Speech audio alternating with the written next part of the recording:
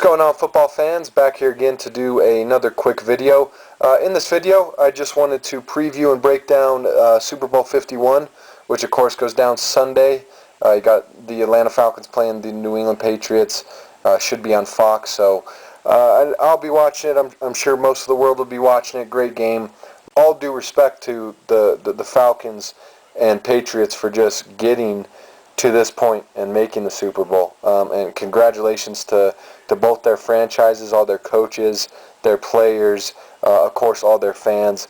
Regardless of which team wins this game, both these teams should be proud to just get to this point, because you know it's very true when they say that the Super Bowl it's one of those games that you really never know when your team is going to make it back there, and when you're going to get that opportunity to play in that game and play for a world championship. So both these teams should definitely be proud of the seasons they've had, be proud to get to this point.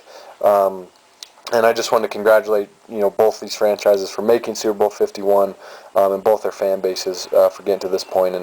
And that in and of itself should be celebrated, and should be respected, that both these teams made it to the Super Bowl regardless of who wins on Sunday. All due respect to both the Patriots defense and the Falcons defense, but this is going to be an offensive-oriented game.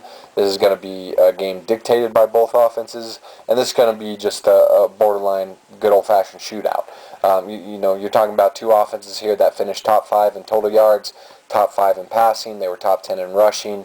You're talking about arguably the two best quarterbacks this season. I mean, Aaron Rodgers obviously also had a tremendous year, but Tom Brady and Matt Ryan both had tremendous years this year. They combined for 66 touchdowns, 9 interceptions, and 8,498 yards this season. This is going to be an offensive-oriented game.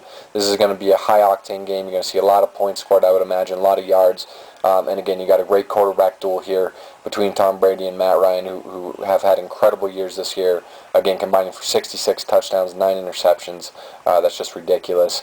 And again, this game's going to be a good old-fashioned shootout come Sunday. Looking at a couple keys to the game for both these teams. Let's start with the Falcons, and let's start with their defense. Pretty simply put, for the Falcons defense, they got to make a play. Now, the Falcons defense statistically was not a great unit this year. They're one of the worst passing defenses in the NFL this year, and a lot of that has to do with the fact that they're just they're still very young defense, but they're a very aggressive unit. They have a ton of speed. They got a ton of playmaking ability. Again, you got Vic Beasley, you got Keanu Neal.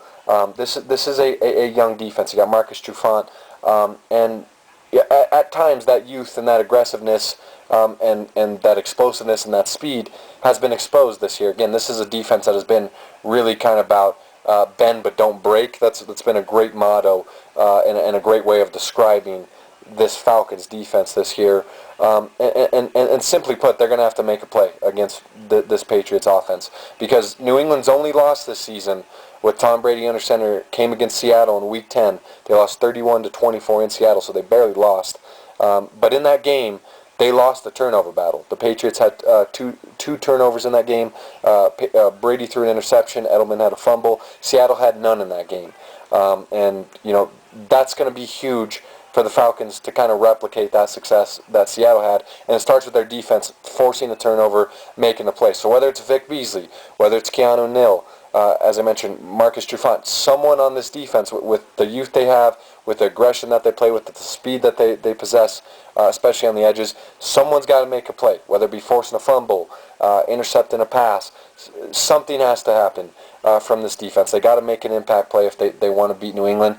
And really, whoever wins the turnover battle here between these two teams is ultimately probably going to win this game, because you're talking about two teams this year that were top 5 in turnover differential. Atlanta was 4th in the league at +11. New England was 3rd in the league at +12. So the turnover battle in general is going to be a huge factor in the outcome of this game. But Atlanta's defense, again, simply put, just has to force this turnover. They have to make a play. Now, the Falcons' offense, on the other hand, they got to get Devontae Freeman going in this game, and they got to get him going early, because a theme this season for Atlanta, at least in their losses, was the fact that Devontae Freeman in those losses was pretty much non-existent. He was held in check in all 5 of Atlanta's losses this season. And 3 of those 5 losses that Atlanta had this year, Devontae Freeman was held to less than 100 total yards in 3 of those 5 losses. In the other 2 losses, he had 100 yards exactly and only 105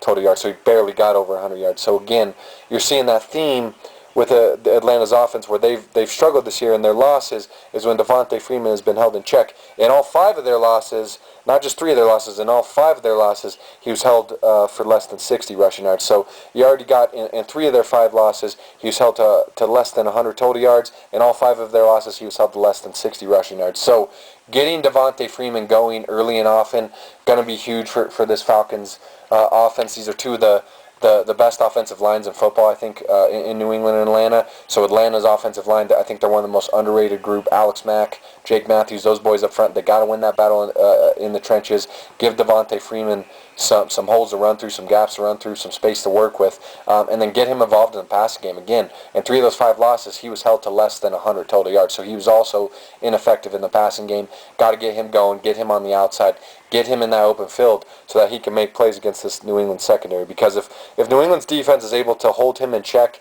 it's not going to matter what Julio Jones does. It's not going to matter if Matt Ryan throws 3 touchdowns. They got to get Devontae Freeman going. They got to get him involved early on. They got to get the run game going. And if they can do that, if their O-line blocks well, they win that battle in the trenches. They can also control the time of possession and keep Tom Brady off the field. Kind of kill 2 birds with one stone, if you will. So for the Atlanta offense, I think their main key to win this game, it's not getting Julio Jones the ball, it's not getting Tevin Coleman the ball, it's not getting Mohamed Sanu or Taylor Gabriel involved. Obviously, all those guys are going to get their touches, but it's really focusing on getting Devontae Freeman involved. And if he has a big game, Atlanta's got a great chance to win this game here and become world champions against New England in Super Bowl 51. Now, looking on the flip side of things and looking to some of the keys to the game for New England, starting with the Patriots defense, they got to win on second down here against this high-octane Atlanta Falcons offense and force this Falcons offense into tough third down situations. So winning on second down, absolutely crucial for the Patriots defense here in this game. Atlanta, they were also a very good third down team when they were put in third down situations. They ranked 11th in third down conversion percentage this year, 42.1%.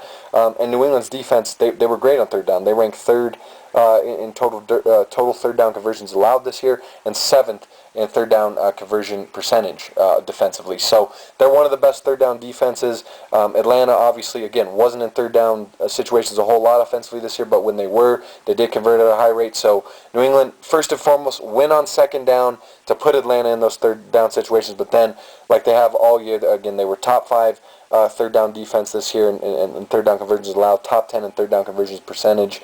So they also got to win on third down as well when they get Atlanta there, because Atlanta, even though they weren't in third down situations a lot this year, they still converted at a high rate.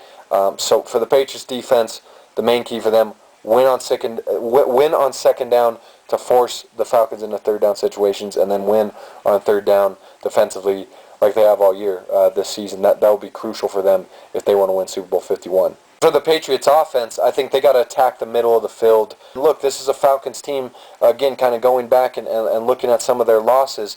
This was a team that in their 5 losses this season, during the regular season, the opposing team's tight end lit them up. In their 5 losses this season, they allowed the opposing team's tight end to average 70.4 yards per game and 5.6 catches per game. So again, the opposing team's tight ends were very effective against Atlanta, again, in their 5 losses this season. And in 2 of those 5 losses this season, the opposing team against Atlanta, their tight end was the leading receiver against Atlanta. So attacking the middle of the field, I think, is crucial for the Patriots offense. Again, whether it's utilizing the running backs, Lewis and White, or Julian Edelman and Chris Hogan, working those guys over the middle, or primarily working the tight end, working Martellus Bennett over the middle, and kind of taking advantage of that. I think that's going to be huge for New England's offense. And people forget, like, Martellus Bennett had a phenomenal year this year in New England. He had 55 catches for 701 yards. He had 7 touchdowns this year with the Patriots, which was a career high for him. But he's been quiet in the postseason. He only has 6 catches for 36 yards this postseason for the Patriots. So I think no better game for him to break out than Super Bowl 51. Again, a trend's been shown in Atlanta's 5 losses this season. The opposing tight end had averaged 70.4 yards and 5.6 catches per game against Atlanta's defense in those 5 losses. So I think Martellus Bennett can have a lot of success in this game. Tom Brady, I think, should look his way, attack the middle of the field. And I think Martellus Bennett could have a huge day against this Falcons defense and be a huge X factor for this Patriots offense to utilize against the Falcons here in Super Bowl 51. To my final prediction for this game, this is such a tough game to call just because I think these teams are so evenly matched. I think offensively they're about even. I would say the Falcons are more explosive, no question, and I think overall they're more talented as an offensive unit. But both these offenses are great. I think New England's got the edge defensively, though. Again, the Falcons statistically were one of the worst defenses in the NFL this year, especially from a passing defense standpoint. They got a lot of youth. They're very fast. They're aggressive. They're physical. But I think Tom Brady and that Patriots offensive unit are going to be able to exploit that aggression, exploit that speed on the outside by attacking the middle of the field. I think Martellus Bennett's going to have a big game. I think James White and Dion Lewis are going to have big games. I think Brady is going to have a huge game. And I think that Patriots offensive line was arguably the best offensive line of football this year, right next to Dallas's and Pittsburgh's. So they're a great offensive line. Both these offensive lines haven't really gotten the credit they have deserved this year. But I think this offensive line will give Brady a ton of time to work that middle of the field, and I think they'll do a good job of really kind of nullifying Vic Beasley. I think Vic Beasley is really going to be limited in this game here against New England. So I'm going to go with the Patriots in this game. I think it's going to be a shootout regardless. It's a fantastic matchup. 2 high-octane offenses, 2 incredible quarterbacks. But I think only the Patriots get this one done, and I think Tom Brady gets his 5th Super Bowl ring. I'm going to go New England 38-31 here against Atlanta. I'm pulling for the Falcons, though. Don't get me wrong. But I got to go with the Patriots here to win Super Bowl 51 again, 38-31 over the Falcons. Great game nonetheless. Leave me a comment below, guys. What do you think of this game, Super Bowl 51, between the Atlanta Falcons and New England Patriots? And who do you have winning? The Falcons taking home their first Super Bowl championship, or do you have the Patriots winning their 5th ring with Tom Brady and Bill Belichick and celebrating another Lombardi trophy up there in Foxborough? So would love to hear you guys' feedback on my breakdown and just your general thoughts on Super Bowl 51. Can't wait to watch the game Sunday. Enjoy it wherever you're watching it, whatever country, party, whoever you're watching it with. Just enjoy the game, guys. Looking forward to it, and good luck to both the Falcons and Patriots. Congrats to both of them on getting to this point, and look forward to seeing them square off on Sunday in Super Bowl 51. Take care, guys.